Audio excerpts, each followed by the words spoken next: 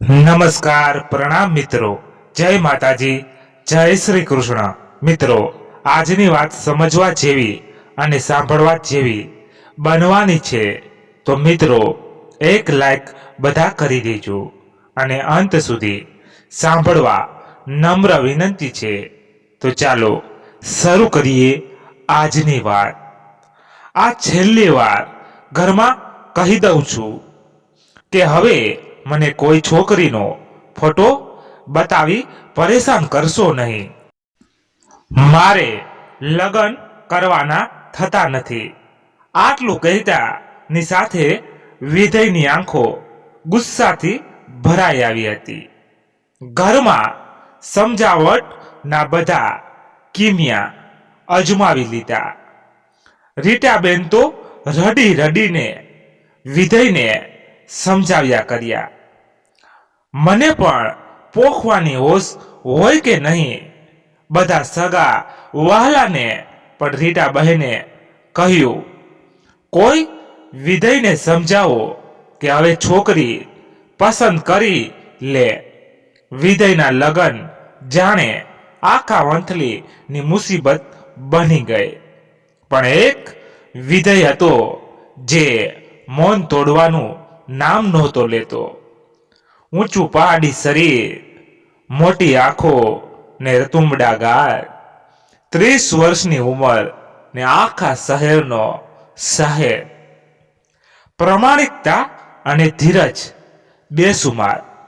કામ કોઈ પણ હોય, નાનો માણસ પણ વિધયને મળી શકે એટલો નિખાલસ.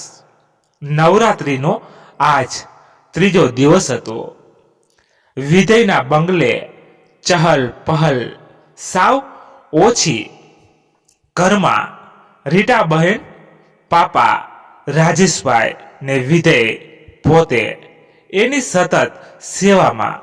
ગીતા બહેન ને રામુભાઈ જે બધા કામ સંભાળતા. વિધય ઓફિસ થઈ આવ્યા પછી ગાર્ડનમાં બેસે. રોજની આદત પણ છેલ્લા 4-5 દિવસથી એટલો કંટાળ્યો કે સીધો જ પોતાના રૂમમાં જતો રહ્યો. રાજેશભાઈએ વિધયના મિત્ર વેદને આખી મુસીબતમાં સલાહ આપવા બોલાવેલ. ઘરમાં નાનપણ થઈ વિધયની પ્રાઇવેસીનો ખ્યાલ રખાતો. પરંતુ એક વેદ જ એવો હતો જે એને ગમે ત્યારે જગાડી શકે. 12 બુલેટનો ઘરઘરાટ સાથે વેદ આવ્યો હોવાનો અણસાર આવે છે. રીટા બહેન સોફા પર બેઠા બેઠા વાતો કરે છે. આજ તો કોઈ પણ ભોગે નક્કી કરી જ દેવું. વેદ આવે એટલી વાર વેદ ઘરમાં પ્રવેશે. એક બેઠા કદનો ખૂબ રૂપાળો એવો અને અતિશય ગોરો ચીટો યુવાન. આવતા વેદ પગે લાગીને આશીર્વાદ લે છે. રીટા બહેન તો જલ્દી જલ્દી તારી વહુને જોવાના જ આશીર્વાદ આપે છે. રાજેશભાઈ કહે છે, બેસ બેટા. વેદ સોફા પર બેસે છે. રીટા બહેન પાણી લઈ આપે છે. પછી બધા ખૂબ સિરિયસ મૂડથી. વાતાવરણ ભારેખમ થઈ જાય છે. બેટા વેદ, જો આ વિધય ને કંઈક તો સમજવું જોઈએ કે નહીં. હવે અમારી ઉંમર થવા આવી છે. એ જો લગ્ન નહીં કરે તો તારી આંટી ઉપાધિમાં માંદી પડી જશે. એક તું જ છે જે એને સમજાવી શકે. એ આખા ગામના પ્રશ્નોને સોલ્વ કરતો ફરે છે. અહીં મા બાપ દુખી છે પણ જરા વિચાર કરતો નથી. વેદ પાણી પીતા પીતા કહે છે, હું શું કહું, હું ફોર્સ કરી શકું એમ નથી. અંકલ. રીટા બહેન ખૂબ ગુસ્સામાં વેદને કહે છે, તું કહેતો ખરા એને કોણ ગમે છે, આપને ત્યાં વાત કરીએ. વેદ મૌન રહે છે. હવે રીટાબહેનનો ગુસ્સો આસમાનમાં. વેદુડા, તું કંઈક સમજ. નાનપણથી તને બધી જ ખબર છે. વિધયની ને આ ન હોય એમ તો કેમ બને? કંઈક બોલ. વેદ ન બોલી શક્યો. એ વિધયના રૂમમાં જતો રહે છે. વિધય કહી દરવાજો ખટખટાવે છે. શું છે વેદ? જ્યારને ત્યારે આવી જાય પૂછ્યા વગર. મનમાં બબડી દરવાજો ખોલે છે. નોર્મલી બેસવાનો ઈશારો કરે છે. વેદ હવે વિધયની બાજુમાં બેસી ઓશિકાને ખોળામાં લઈ શરૂ કરે છે. કેમ છો કેમ નહીં સીધો જ કહે છે. વિધય હવે હું તારા મમ્મી પપ્પા પાસે વધુ સમય મૌન નહીં રહી શકું. તું જ કહી દે. વિધય ગુસ્સાને પીને કહે છે. જા તું અત્યારે જ કહી દે. હવે મારાથી પણ ક્યાં સહન થાય છે. બહાર નવરાત્રિની આરતી શરૂ થતી હતી ને રીટાબહેનની આંખોમાં અશ્રુધારા. ક્યારે મારી મુસીબતનો અંત આવશે? માતાજી ખૂબ મૂંઝવણ સાથે બહાર આવેલ વેદ ફરી બેસી પાણી પી ચાલુ કરે છે. આંટી વિધય ન લગ્ન કરી શકે કારણ એનો છેલ્લો પ્રેમ કરી લીધો છે ને એની સાથે લગ્ન કરવાની દુનિયામાં કોઈ હા ન પાડે. માટે જ વિધય એને ના પાડીને જ નીકળ્યો છે કે બંને કુંવારા રહેશે. રાજેશભાઈ આતુરતા સાથે કહે છે એ છોકરી છે ભલે ગમે તે નાતી કે જાતિની હોય અમે તૈયાર છીએ. તું મળવા બોલાવ એ છોકરીને. વિધયને કંઈ ન કહીશ. મળીને લગ્નનું નક્કી જ કરી નાખીએ. વેદ ફરી કહે છે અંકલ તમે હા નહીં જ પાડો. રહેવા દો. એને અહીં બોલાવીને અપમાન નથી કરવું. પરંતુ રાજેશભાઈ ને રીટાબહેન પોતાના મનમાં મક્કમ હતા. વેદ તરત જ ફોન લગાવે છે. હેલો સ્નેહા, હું વેદ સામે છેડેથી શાંત અવાજ. હા બોલ વેદ. કોઈ પ્રોબ્લેમ છે? વિધય ક્યાં છે? શું મુસીબત છે? સાંભળ સ્નેહા, હું વિધયના ઘરેથી જ બોલું છું. એના મમ્મી પાપા તને મળવા માંગે છે. થોડી વાર. કોઈ કંઈ બોલ્યું નહીં. સ્નેહા વેદ હું નહીં આવી શકું. વિધયને કે એ લગ્ન કરી શકે છે. હું તો ત્યારે પણ કહેતા હતા હજુ પણ કહું છું આ સમાજ આ સંસાર એને જીવવા ના દે. વેદ વિધયને કહે મને ભૂલીને બીજા લગ્ન કરી લે. હું એમને યોગ્ય પાત્ર નથી. એના મમ્મી પાપાની પણ મારા વતી માફી માંગી લેજે. વેદ એક ડુસકા સાથે વિધયને સાચવજે. ફોન કટ થઈ જાય છે. વેદ પણ મૂંઝાઈ ગયો કે શું કરવું આ વિધયને સ્નેહાનું. આટલા સારા માણસો પણ દુનિયામાં હોય છે ખરા? વેદ ફરીને માહિતી આપે છે. સ્નેહા ના પાડે છે કે વિધયનું બીજે ગોઠવવાનું કહે છે. રીટાબન કહે છે વેદ તું અમને સરખું કંઈક કે શું છે? સ્નેહાનું કોણ છે? એના મમ્મી પાપા. અમે એને વાત કરીએ. હવે અમારે જ્ઞાતિમાં પડવું નથી. ક્યાં રહે છે એ જે પણ હોય અમે પસંદ કરી લઈશું. મારા આટલા સંસ્કારી દીકરા સાથે જ આવું કેમ બને છે? ત્યાં વિધય દીવાનમાં આવે છે. મમ્મી રહેવા દે. હું તને 100 વાર ના પાડી કે હવે મારા લગ્ન શક્ય નથી. હું વચનબદ્ધ છું. એ બધું છોડ. આપણે જઈએ એના ઘેર. વેદ તું ડ્રાઈવરને બોલાવ. વિધય સાવ મૂંગો થઈ ગયો. કોની સામે ઝૂકે? મા બાપ, સ્નેહા, સમાજ ને ઉપરથી પાછી આશકાની જવાબદારી નું ભાન ફરી એ મૂંઝાય છે. વેદ રહેવા દે. સ્નેહા નહીં ગમે ત્યાં જશો એ ડ્રાઈવરને જુનાગઢ મોકલ. એને લેવા કહેજે. વિધય બોલાવે છે. એ આવશે. વિધય સ્થિર આંખે પ્રથમ જ દિવસે જ્યારે ટ્રીપામાં એડમિશન થયું ફીસ ભરતી વખતે 2-3 ગર્લ ત્યાં પહેલાથી જ હતી. વિધય સોફા પર બેસી ગયો રાહ જોઈને. ફરી એકવાર ફાઇલ પર નજર કરી. ક્યાં એ નાનકડા ગામની નિશાળ ને ક્યાં આ સેટેલાઇટની સ્પીપા. આલિશાન બિલ્ડિંગ જોયા તો ઘણા હતા, પરંતુ ભણવાનો મોકો કદાચ પ્રથમવાર જ મળ્યો. થોડો મૂંઝાયેલ હતો. ત્યાં સામેથી વેદ આવ્યો. એ વિધયની બાજુમાં બેસી ગયો. બંને ઓળખાણ કરે છે. હેલો, વિધય પટેલ. વેદ શાહ ફીસની બારી પર જગ્યા થતાની સાથે જ બંને ફ્રી ભરવા ઊભા થાય છે. ત્યાં જ 3માંથી ફરી એક છોકરી પાછા આવી બારી પર વાત કરે છે. સર, તમે નોર્મલ ફીસ લીધી છે. તમારે વિધવાવાળા કોર્ટમાં એડમિશન કરવાનું હતું. ઘડીકભર વિધયની નજરો તાકી રહી. એ રૂપાળી કાચી કેરી જેવી આંખોને આટલી લાલ કે કદાચ ગુલાબને પણ શરમ આવી શકે. વિધયે શૂન્ય મસ્તક થઈ ગયો.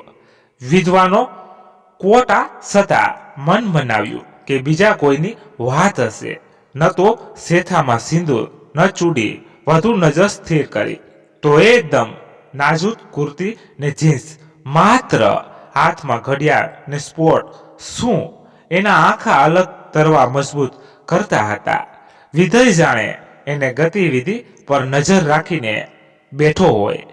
સતત જોયા રાખ્યો. ફીસ કાઉન્ટર વાળાએ ચકાસી કોટા બદલી ફીસ પરત કરી.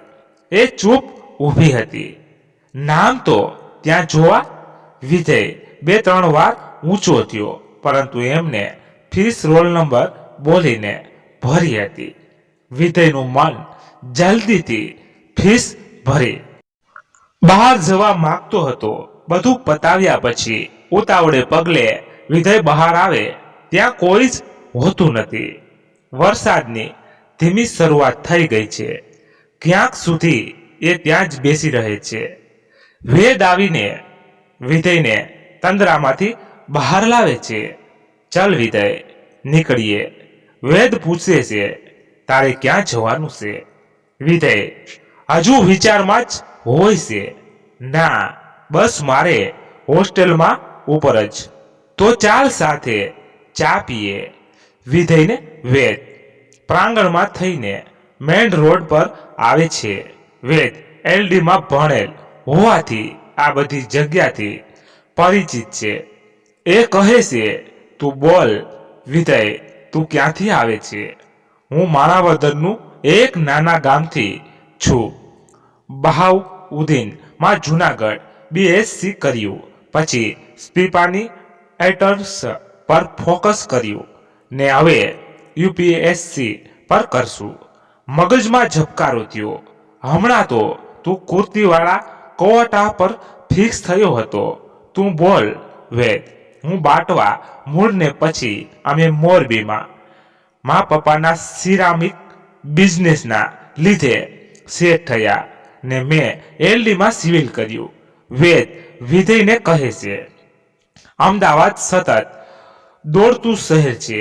એમાં આપણે જાતને અહીં સ્થિર કરી એક્ઝામ પર ધ્યાન આપવું પડે. ત્યાં ચા આવી. વેદ કહે છે, વિધય, આ છે રાજુભાઈ, આપણી સફરના સાથીદાર. હવેથી આપણે આમને રોજ મળશું. ખૂબ સારી ચા બનાવે છે. બંને થોડી વાતો કર્યા પછી છૂટા પડે છે. વિધયના મનમાં એક પણ જાતની શાંતિ નહોતી. સતત મન ચક્રાવે ચડ્યું. એને ફરી ને રિઝલ્ટ ખોલ્યું.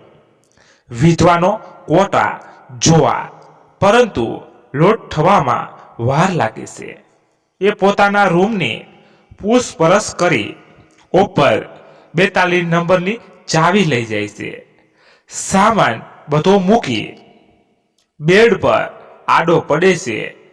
રિઝલ્ટ ખોલ્યાની સાથે સ્નેહા દલાલ ઓહ બર્થડે પર જુએ છે તો 27/5 1992 માથું ભમવા લાગ્યું. 2890 હું આટલી નાની, મારાથી પણ નાની ને વિધવા. એનું મન ભમવા લાગ્યું. એને થયું, યાર આ રિઝલ્ટ વાળા કેમ ફોટો નહીં મૂક્યા હોય. છતાં એને વિશ્વાસ નથી બેસતો કે આ એ જ હશે. એ આખી રાત વિચારતો રહેશે કે કાશ એ ના હોય.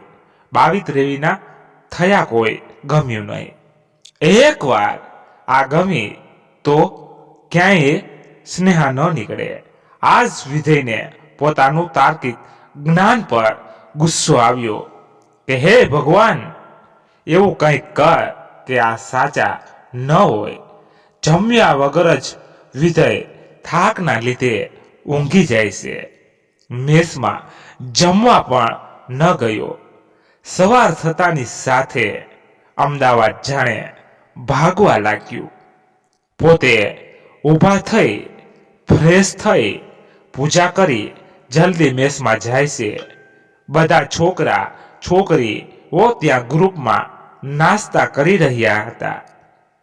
વિજય પોતાની પ્લેટ લઈ ટેબલ પર જાય છે. એની નજર સતત પેલી કુર્તી વાળીને શોધે છે, પરંતુ કોશિશ બધી નાકામ. ફરી ઉપર રૂમમાં આવી બેગ તૈયાર કરી ક્લાસમાં આવે છે. એ એકલો જ હોઈને એની આંખો સામે સપનું જોતો હોય એમ કાલવાળી છોકરી ત્યાં આવે મિડલ લાઈનમાં બેસે છે. વિજય પહેલેથી શરમાળ છતાં દુનિયાની હિંમત ભેગી કરી કહે છે, તમારું નામ? સામો અવાજ જાને ઝાલર હોય. સ્નેહા દલાલ. અને એક નાનકડી સ્માઇલ સાથે નીચું જોઈને, તમે? હા. શું? હા. ગભરાઈ ગયો. હું વિજય પટેલ. ઘડીક ભર લાગ્યું કે પોતાની અટક પણ ભૂલી ગયો. એ સામેથી કહે છે, હું માણાવદરથી છું. સ્નેહા ખાલી માથું ધૂણાવે છે. ને તમે? સ્નેહા કહે, વિજય, મારે કોઈ ઘર નથી. હું વિકાસ ગૃહમાં રહું છું. વિજયને લાગ્યું કે જલ્દી સર્ચ કરે કે વિકાસ ગૃહ શું છે. એને તો એ પણ નથી ખબર. ક્લાસમાં એક પછી એક લોકો આવવા લાગ્યા. લંચ બ્રેકમાં વિજય બેસી રહે છે એને જોવા. એ પણ અંદર વાતાવરણ ખૂબ હળવું હતું ક્લાસમાં, પરંતુ બંને કંઈ બોલી ન શક્યા. એ દિવસ તો પૂરો થયો. ધીમે ધીમે બંને એકબીજા સાથે હળવા મળવા લાગ્યા. વધુ એક ઝટકો બાકી હોય એમ. સ્નેહા ક્લાસમાં આવવાનું બંધ કરી દેશે. વિજયે કોલ કરે છે, સ્નેહા 3 દિવસ થયા, ક્યાં છો તું? વિજય, મારી આશંકા 1.5 વર્ષની છે. એને લઈ અહીં શિવરંજની હોસ્પિટલમાં છું. વિજય પર જાણે આપ ફાટ્યું. એ સતત નિરાશ થયા રાખ્યો. એક નજરમાં ગમેલ સ્નેહા સાથે લગ્નનું મન મનાવી લીધું હતું. ગમે ત્યારે એને પ્રપોઝ કરશે. એના મનમાં રાજા રામ મોહન રાયના સુધારા ભમવા લાગ્યા. સમાજને ઘરની ચિંતા ચોંટી ગઈ. તીવ્ર આઘાતથી એ ફોનમાં કંઈ ન બોલી શક્યો. સાંજના 7 થવા આવ્યા. વિજયને કંઈ જ નથી ગમતું. વિજયને 7 વાગ્યા છે, ક્યાંય ગમતું નથી. ત્યાં ફોનની રિંગ વાગે છે. વિજય સ્ક્રીન પર સ્નેહાનું નામ જોઈ મૂંઝાયો. મને કેમ કોલ કર્યો હશે? ત્વરાથી ફોન ઉપાડાયો. બોલ સ્નેહા. હા વિજય, હું અહીં શિવરંજની. અધૂરા વાક્ય સાથે જ વિજય બોલ્યો. હા સ્નેહા, હું આવું ત્યાં તું ત્યાં હોસ્પિટલ પર જ રહેજે. વિધયને બધું ભૂલી માનવ ધર્મ યાદ કર્યું.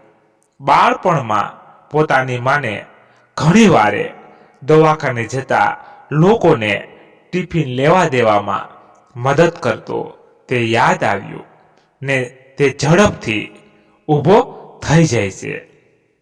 કોલ ચાલુ છે. સ્નેહા, પ્રોબ્લેમ શું છે? બેબીને એ તો કહે મને. વિદય, મેં એટલે તને ફોન લગાવ્યો કે ડોક્ટરે જલ્દી બ્લડની વ્યવસ્થા કરવા કીધું ને મારું બી પોઝિટિવ છે પણ આશંકાને એ નેગેટિવ. મેં લગભગ બધી જ બ્લડ બેંકમાં તપાસ કરી લીધી. તું હોસ્ટેલમાં કોઈને હોય તો લઈને આવી શકીશ. વિજય અમદાવાદ પહેલ વહેલો ભણવા આવ્યો હતો. કોઈની જાણ પહેચાન તો હતી જ નહીં. ફોન રાખ્યા પછી થોડી વાર માથું પકડી વિચાર્યો ને સફાળો બેઠો થઈ. એક એક રૂમના દરવાજા ખટખટાવીને પૂછે છે, એ નેગેટિવ બ્લડ કોઈનું છે? 5-6 રૂમ ફર્યા પછી એક માણસ મળ્યો. એ કહે છે આ મારું છે. ખુશી સાથે વિદય એને કહે છે ન્યૂ બેચની એક ક્લાસમેટની દીકરીને તાત્કાલિક બ્લડની જરૂર છે. એ સંજુ ને વિદય બંને જલ્દીથી શિવરજની જવા નીકળી જાય છે. ત્યાં પહોંચી વિદય ફોન કરે છે, સ્નેહા, અમે આવી ગયા. તું ક્યાં? ફ્લોર પર છે, બીજો માળ, આઈસીયુ. વિદય ભારે હૈયે ઉપર ચડે છે. 20 પગથિયા એને આજ ખૂબ વધુ લાગતા હતા. બીજે માળ પહોંચે સામે એ જ અપસરા બાકડા પર બેહાલ અવસ્થામાં જોઈ હૃદય ચીરાઈ જાય છે. કેટલા સ્વપ્ન એના જોયા હતા કે એકવાર એક્ઝામ ક્રેક થાય છે પછી પ્રેમની અભિવ્યક્તિ કરશે. એ પહેલા તો ક્યાં પહોંચી ગયા? સ્નેહા, અમે આવી ગયા. બોલ, ક્યાં બ્લડ આપવાનું છે? બેબીને શું થયું? કંઈક તો બોલ. વિચાર્યું હતું કે સાથે કોઈક તો હશે પણ એ તો ત્યાં એકલી બેઠી હતી. એ જોઈ વિદય થોડો વધુ ચિંતાતુર વધને. જો સ્નેહા, તારી ઈચ્છા હોય તો જ બધું કહેજે. કહીશ. વિદય, તું હાલ આ ભાઈને લઈ પેલા લેબોરેટરીમાં જઈ બ્લડનું કર, પછી હું કહું છું. બ્લડ આપ્યા પછી સંજુને એકલા જ હોસ્ટેલ જવા વિદય સમજાવે અને બહારના બાકડા પર સ્નેહાને વિદય મૂંગા મંતર બેઠા છે. વિદય આશંકા પેટમાં 3 મહિનાની હતી ત્યારે જ એના પિતા જતીન દલાલ નું મર્ડર થયું. અમે બંને નાનપણથી સાથે ભણતા. પ્રેમ તો પછી કર્યો પરંતુ સારા દોસ્ત હતા. જતીનનો પરિવાર આફ્રિકાથી નડિયાદ આવ્યા ત્યારે મારા પિતાને અમો તેના બંગલોની સર્વેન્ટ રૂમમાં રહેતા. અમારા બંનેની સ્કૂલ સાથે ને જતીનને લેંગ્વેજમાં તકલીફના કારણે લગભગ સાથે જ હોમવર્ક પણ કરતા. જતીનને મોટાઈ જેવું નામ નહીં ને હું એના ઘરમાં કચરા પોતા ઉપરાંત રસોઈને કપડાં વગેરે ગોઠવવામાં મારી માની મદદ કરતી. જતીન પૈસાની ભેજામારીથી ઉબાય એને મારી સાથે ફાવતું. અમે ગરીબ હતા પણ સંસ્કારી. મારા ઘરમાં 2 ટાઈમ ઠાકોરજીની પૂજા થાય. બધા 11 કરે. અમે ધીરે ધીરે મોટા થતા ગયા. લાગણીઓને માગણી સમજતા થઈ ગયા. પછીથી મેં બંગલોમાં જવાનું સતંદર બંધ કર્યું. માને બહાર બધું કામ કરી આપું. આટલું બધું સાથે રહેવા છતાં અમે કદી એકબીજાને અડક્યા પણ નહોતા. એ રોજ ફળિયામાં ચાલે ત્યારે મને પરસાળમાંથી એ સીધો દેખાય. હું પણ મનોમન એને ચાહવા લાગી હતી ને એ પણ મને. વાત જ્યારે ઘરમાં પહોંચી, મારા માતા પિતાની નોકરી છીનવાઈ ગઈ. અમે રાતોરાત બેઘર થયા. ત્યાંથી અમે મામાની ઘેરે આવ્યા. ત્યાં પણ મેણા ટોણા સહન ન થતા મેં આત્મહત્યા કરવાની ટ્રાય કરી. એ જ સાંજે જતીનને ખબર મળી કે તે મને લઈ જવા આવ્યો. હોસ્પિટલમાં અમે બંને ત્યાંથી નીકળી સીધા આબુ જતા રહ્યા. હા, મારા મા બાપની પરમિશન લઈને. એને કદી પરમિશન ન મળે એમ હતી. નહીં, જતીનના તો લોહીમાં જ ધંધો. અમે ધીરે ધીરે સેટ થયા ને આબુમાં હોટેલ બિઝનેસ માટે ભાડે રાખી લીધી, જેમાં અમે અમારા કામની શરૂઆત કરી. પ્રથમ દિવસથી જ બંનેએ કામના ભાગ પાડી લીધા. રસોઈ હું જ બનાવું ને એ બહારનું સાંભળે. જતીનની સુબુદ્ધિથી અમે બંનેએ ત્યાં કોલેજમાં એડમિશન પણ લઈ લીધું.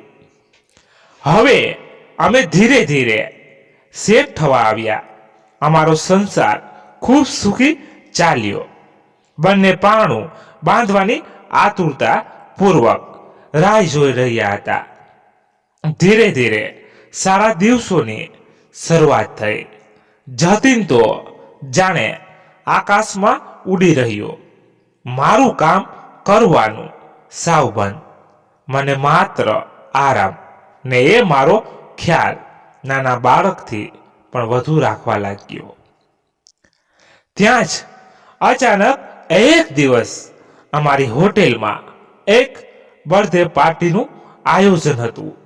એમાં બે ગ્રુપ વચ્ચેના ઝઘડામાં જતીન મધ્યસ્થી બનવા ગયો ને માથામાં ઘા વાગી જતા હેમરેજ ઝડપથી દવાખાને પહોંચાડાયો, છતાં કેસ હાથમાંથી જતો રહ્યો.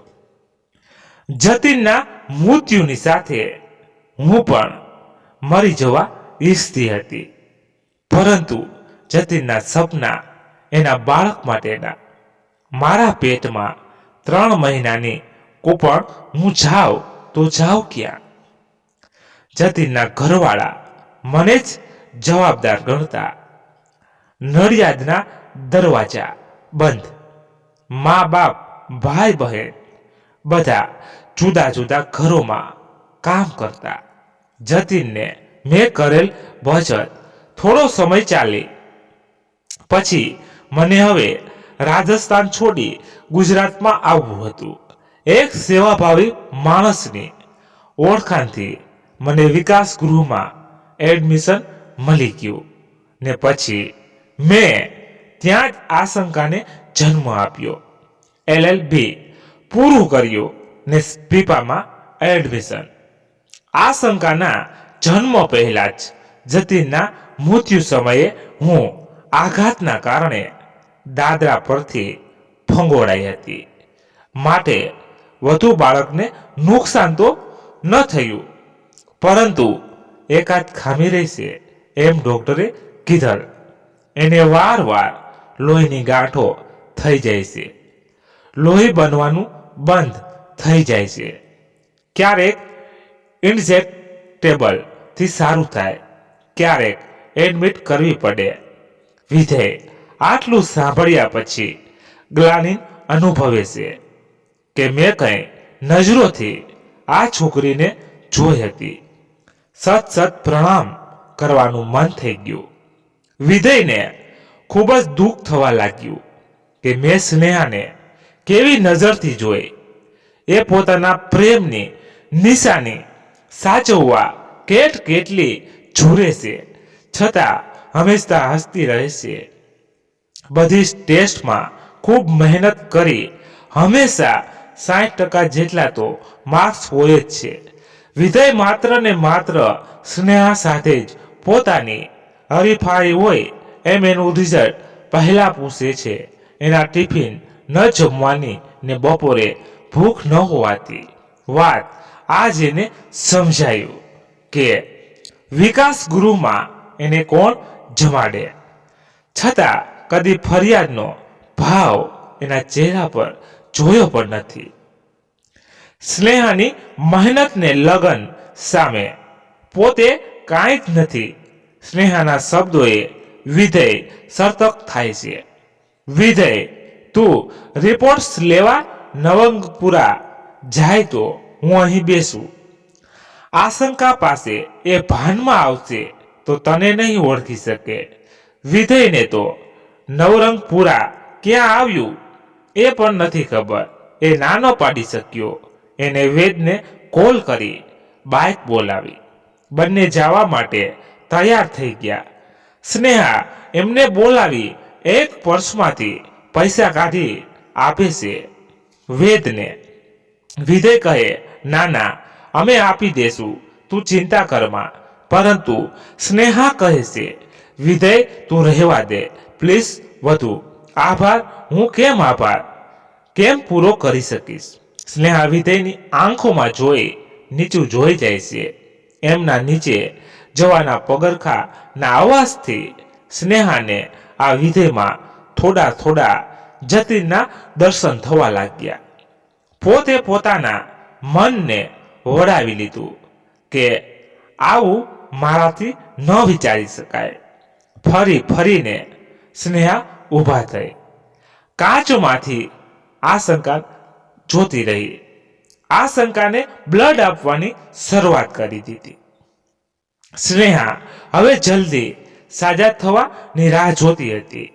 એને ભણવા પર ફોકસ કરવાનું હતું. કેટલું વિચાર્યું. થોડી જ વારમાં વિધયને વેદ આવે છે રિપોર્ટ લઈને. સ્નેહા સીધા રિપોર્ટમાં જોઈ ખુશાલ થઈ જાય છે. પેલા બંને તો કંઈ જ નથી સમજી શકતા, પરંતુ એટલું સમજાયું કે કંઈક સારું છે. સ્નેહા, બોલ, શું છે કે તો ખરા. વિધય, વેદ, હવે કદાચ ફરી આશંકાને બ્લડ નહીં ચડાવવું પડે. એન્ટીબોડી ડેવલપ થવા લાગ્યા છે. બંનેને હાસ થઈ. વિધય ઊભા થઈ કાચમાંથી એ નાનકડી પરીને જોઈ રહ્યો. સ્નેહા જેવું જ માઇક્રો વર્ઝન કહીને વાતાવરણને હળવું કરે છે. રાતના 12 જેવું થવા આવ્યું. સ્નેહા કહે છે, વિધય, વેદ, તમે નીકળો, હું અહીં છું, ચિંતા ન કરો. વિધય કહે છે, વેદ, તું જા, મને અહીં જ રોકાવા દે, મારું મન નથી આજ ઊંઘવાનું. સ્નેહા ફરી કહે છે, વિધય, તને ઉજાગરાની આદત ન હોય તો પ્લીઝ હોસ્ટેલે જતો રહે. પરંતુ વિધય કોઈ કાળે સ્નેહાને મૂકીને જવા ખુશ નહોતો. પોતે ખૂબ સમજદાર હોવા છતાં આ શું થઈ રહ્યું છે મનમાં કે એ સ્નેહાને મૂકી શકતો નથી. એની નજર સામે એની માની તસવીર તરવરે છે. માં જેવી જ ઘડી ઘડી સલાહ આપ્યા કરે છે. વિધય ખૂબ થાકેલ હોવા છતાં એ સ્નેહાને નિહાળ્યા કરે છે. આ ધીમી ધીમી પ્રેમની શરૂઆત હશે કે શું? ખૂબ મૂંઝવણ સાથે બંને કંઈ જ બોલ્યા વગર બાગડાની બંને કોર પર બેઠા રહે છે. સ્નેહા ફરી કહે છે, વિધય, તું અહીં લાંબો થા, હું નીચે બેસું છું. પરંતુ વિધય એ વાત માનવા તૈયાર નથી. મન તો થાય છે કે સ્નેહાને દુનિયાની બધી જ ખુશી આપી દે. સંજોગો બિલકુલ અનુકૂળ નથી. મનની ગઠમથલ મૂકી વિધયની આંખ ઘેરવા લાગી. હોસ્પિટલની લોબીમાં હવે બીજું કોઈ જ નથી. વિધયને ઊંઘતો જોઈ સ્નેહા એના પર અમી ભરી નજરે જુએ છે. વિધયનો ઊંચો પહાડી શરીર ને આંખોની રોનક મોઢા પર એક સુરકી મધોશ કરી દેશે. એટલું સારા વાળનો ટઢાવ સ્નેહાને પોતે કંઈક ખોટું કર્યું હોવાનો અહેસાસ થાય છે. એ મોઢાને ફેરવી બારી બહાર નજર સ્થિર કરે છે. ફરી વિધયને જોવા મનમાં લાલચ થયા કરે છે.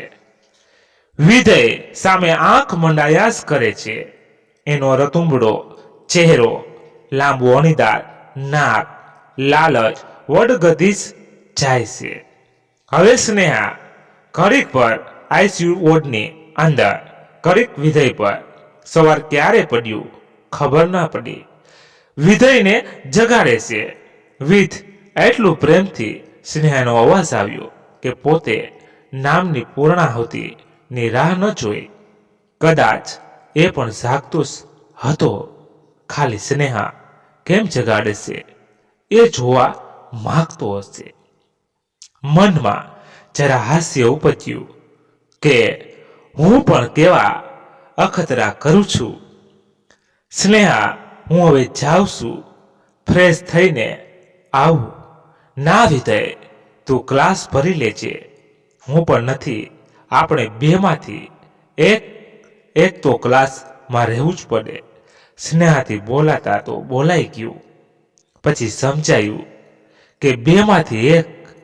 આટલી ઓળખાણમાં એક સાથે બંનેની મળેલી નજરોએ જાણે 7 જન્મના વચન આપી દીધા હોય એવું સમજાવા લાગ્યું. સ્નેહા વિધયને કહે છે, તું શાંતિથી ક્લાસમાં જા, કામ હશે તો જ આવજે. વિધય કહે છે, સ્નેહા ડોક્ટર આવે પછી જાઓ પૂછીને કે ક્યારે નોર્મલ રૂમમાં લેવા માટે કહે. હું પછી જ જઈશ. મારી ઈચ્છા નથી આજ જવાની. વિધય કહે, સ્નેહા પાણી આપ. સ્નેહા પાણીની બોટલ આપતી વખતે અજાણતા થયેલ સ્પર્શથી બંનેના હૃદય જણજાણ્યા. ડોક્ટર સાથે વાત થયા પછી આ શંકાને સાદા રૂમમાં ટ્રાન્સફર કરવા નર્સ કહે છે. દોડીને વિધય તેડીને લઈ જાય છે. જ્યારે બેડ પર આ શંકાને સુવડાવે તો વિધયને જોઈ સ્નેહાને હેતનો હેલારો થઈ આવે કે હાસ, આજ પૂર્ણ થયો પરિવાર. પોતાના જ મનને સમજાવે કે આ વાત યોગ્ય નથી. બંને સાથે રહી આ શંકાને સાજી કરવા ખૂબ મહેનત કરે છે. શાંત થતા આ શંકાને છૂટી આપવામાં આવે ત્યારે પણ વિધય બંનેને મૂકવા પ્રથમવાર વિકાસગૃહ જાય છે. અંદર જુએ તો નાના બાળકો એક તરફ રમતા હોય, થોડી સ્ત્રીઓ અંદર કંઈક શાકભાજી કાપવા ઘેરી વળી બેસેલ હોય એવું લાગ્યું. એક મોટી ઉંમરના દાદી જેવા લાગતા વ્યક્તિને સ્નેહા કહે છે, બા હું આવી ગઈ. બા તરત જ ઊભા થઈ કેરેથી ચાવીનો જુડો આપી સ્નેહાનો સામાન લેવા પ્રયત્ન કરે છે. વિધયને અંદર ન આવવા સ્નેહા સમજાવે. વિધય એ આશંકાને ખંભે રાખેલ હોય. હજુ સુધી આશંકાને દવાનું ઘેન હોય. વધુ જાગતી નથી. સ્નેહા અંદર રૂમ ખોલી આશંકાને તેડી લઈ જાય છે. પછી 5-7 મિનિટ બહાર આવી વિધયને ગેટ સુધી મૂકવામાં આવે છે. સ્નેહાની આંખો આંસુઓથી ભરાઈ ગઈ હોય છે. એ કંઈ જ બોલી નથી શકતી, માત્ર ડૂમો બાજી જાય છે. વિધય પણ ભારે હૃદયે સામું જુએ છે. મન તો સ્નેહાને વળગીને રડવાનું હોય, એનું માથું ચૂમવાનું હોય, પરંતુ દેશ દુનિયા સમાજ ન હોય તો એવી કલ્પના વિધયના મગજમાં આવે છે. એને થાય છે કે સ્નેહાને લઈ કોઈ બીજા ગ્રહ પર જતો રહે, ભલે કંઈ જ ન મળે, અમે બંને રહીશું. આમ આશંકા પણ ક્યાં વહાલી નથી. એને મા બાપ બંનેનો પ્રેમ આપશું. મગજ જાણે સતર ઘોડા હતું હોય એવું લાગ્યું. તું ખાલી રસ્તે પસાર થાય ને મારા આખા શરીરમાં ધ્રુજારી તો ભૂકંપ છે. વિજય હોસ્ટેલ પહોંચ્યા પછી પણ સતત એના જ વિચારો આવે છે. હવે એ પોતાની જાતને સમજાવે છે કે વિજય, તું ક્યું સ્વપ્ન લઈને અહીં આવ્યો હતો ને અત્યારે શું કરે છે? બીજાને મદદ કરવી એ સારી વાત છે, પણ પોતાના ધ્યેયના ભોગે તો નહીં જ. મન મક્કમ કરી સવારે વહેલા જાગી લાઇબ્રેરી જતો રહે છે. 6. આજથી ટાઈમ ટેબલ બનાવી સિરિયસ વાંચવાનું શરૂ કરી દીધું અને સ્નેહાને પણ સમજાવીશ. પછીથી એને સ્નેહા સાથે જ લાઇબ્રેરીમાં કલાકો બેસીને વાંચતા રહે છે. એક્ઝામ નજીક આવી ત્યારે એકાદ વર્ષ સુધી 18 થી 20 કલાકનું વાંચન કરી બંને પાસ થઈ જાય ત્યારે અતિશય આનંદની અનુભૂતિ થાય છે. પરંતુ ખરી કસોટી હવે જ શરૂ થઈ ગઈ. બંનેએ કદી એકબીજાને પ્રપોઝ કર્યું નથી, ક્યારેય પણ વધુ છૂટછાટ લીધી નથી. જુદા પડતી વખતે પરિસ્થિતિમાં કેવો આઘાત થશે એ પણ સહન નથી થતું. ઘરે મા બાપા આતુરતાથી સામયા કરવાની વાત કરે છે. વિજય વિચારે છે કે મારું શરીર માણાવદર જશે વતનમાં, બુદ્ધિ નોકરીના સ્થળ પર ને દિલ વિકાસ ગૃહના 11 નવેમ્બરના રૂમમાં. સ્નેહાને નોકરી ક્યાં આવશે, ક્યાં મૂકશે, ચિંતા બળવત્તર બની રહી છે. કેટલું અલગ રહીશું. એ દિવસ એટલે 4 એપ્રિલ. પોતે કદી સિગરેટ ન પીતો હોવા છતાં બધાને જોઈને લાગે કે પી લો. બીજી જ સેકન્ડે વિચાર આવે કે સ્નેહાને નહીં ગમે. થોડી જ વારમાં રાજુભાઈની કિટલી પર સ્નેહા આવે છે. ત્યારે બંને હંમેશા ચા સાથે પીવે છે. સ્નેહા ના પાડે છે કે આજ નથી પીવી ચા, ખૂબ સારી લાગતી ચા. આજ કદાચ વિરહની વાતથી કડવી લાગે છે એ જ ડરથી ચા ન મંગાવવામાં કહે છે. પરંતુ વિજય આગ્રહપૂર્વક સ્નેહાને સમજાવી ચા પીવડાવે છે. બંનેને નથી ખબર કે ક્યારે મળશે કે કેમ, પરંતુ ઘણા મનોમંથન પછી પ્રથમવાર વિજય હિંમત કરી કહે છે, સ્નેહા, ક્યાંક બહાર જઈએ, બપોરે સાથે લંચ કરશું. સ્નેહા ઘરેથી ના કહે છે. પ્લીઝ મને બહાર આવવા ન કહે તું, સારું છે. અત્યાર સુધી આપણે ક્લાસમેટ હતા, કેમ્પસમાં ક્લાસમાં મળતા. હું બહાર આવીશ તો સારું નહીં લાગે. લાસ્ટમાં વિજય કહે છે, તારી ઈચ્છા, પણ મારે તારી સાથે થોડી વાત કરવી છે. સ્નેહાના ધબકારા 140 થઈ ગયા હોય એટલું જોરથી દિલ ધડકવા લાગે છે. બધા રિઝલ્ટની ખુશીમાં અહીં થઈ આંટા મારે છે ને વિજય ને સ્નેહાના દિલ એકબીજામાં આંટા ફેરા કરે છે. ખૂબ ભારે ક્ષણો હોય છે એ જેમાં પ્રિય પાત્રનો વિરહ લખાયેલ હોય.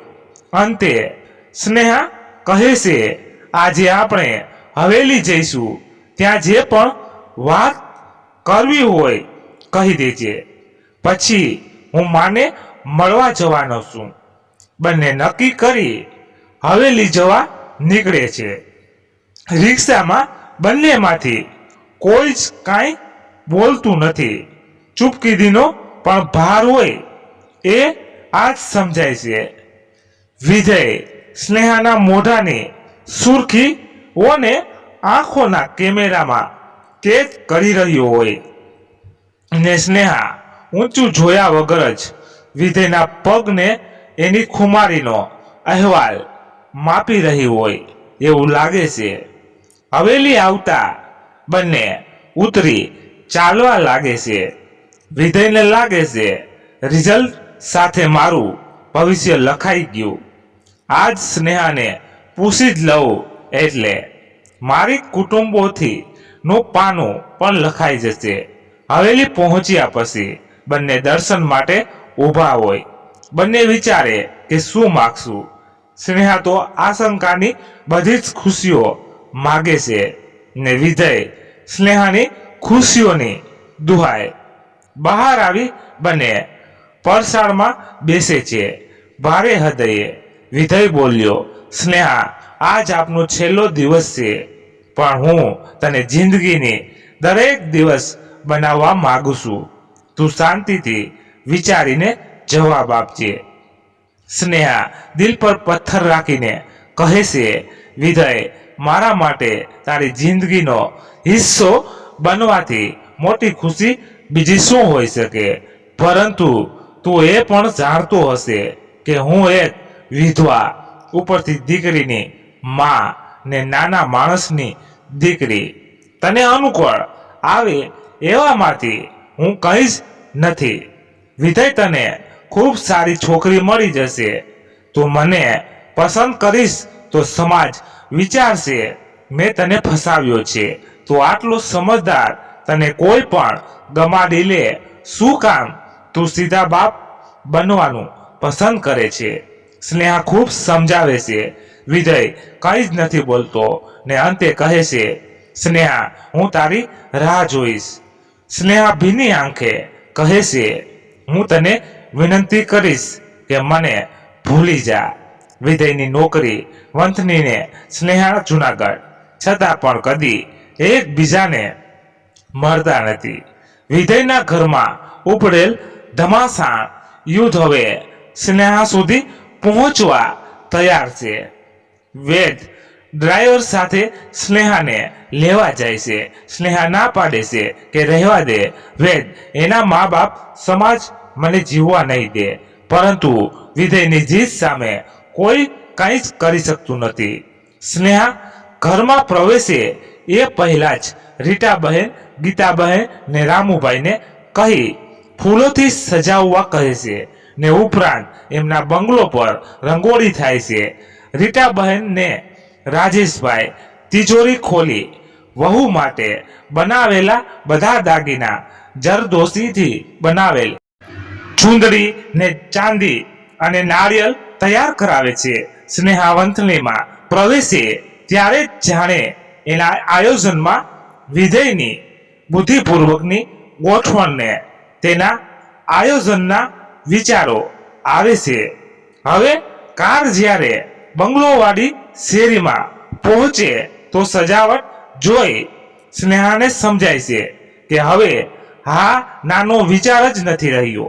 બારણે આસોપાલવના તોરણ, કાર ગેટમાં પ્રવેશતાની સાથે જ વાતાવરણની રોનક મન મોહી લે છે. બધા ખૂબ ઉતાવળથી બહાર લેવા જાય છે, પરંતુ વિજય હજુ મૂંઝવણથી સોફા પર બેઠો રહે છે. રીટાબેન કોઈની પણ રાહ જોયા વગર હાથમાં આરતી લઈ સામે જાય છે. ઘરમાં પ્રવેશતી વખતે કુંભ રાખ્યો હોય. રીટાબહેન કહે છે, વિજય, હવે તો નાહવા જા, સાથે ઊભા રહે.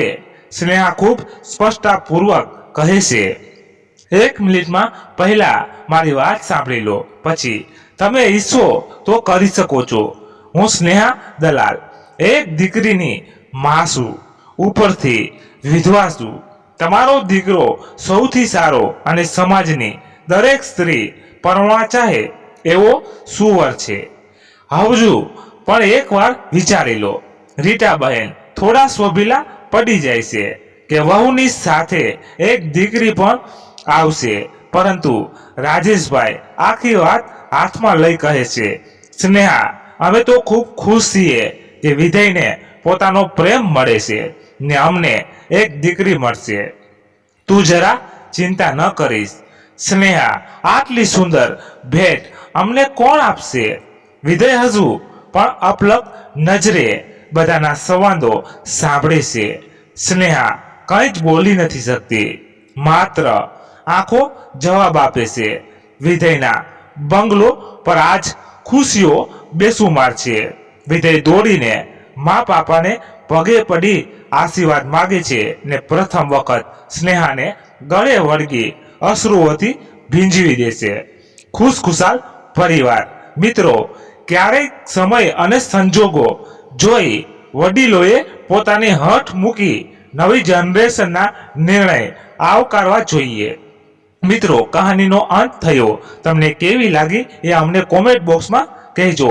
કોઈ પણ સવાલ હોય તો અને એક લાઈક કરી તમારા બધા ગ્રુપમાં શેર કરજો. ધન્યવાદ. ફરી મળીએ એક નવી વાત સાથે. ત્યાં સુધી બધા મસ્ત રહો, તંદુરસ્ત રહો. જય માતાજી, જય દ્વારકાધીશ. હર હર મહાદેવ, મહાદેવ, મહાદેવ. જય શ્રી રામ, જય બજરંગ બલી. કઈ ભૂલ હોય તો કોમેન્ટ બોક્સમાં કહેજો જરૂરથી. ધન્યવાદ.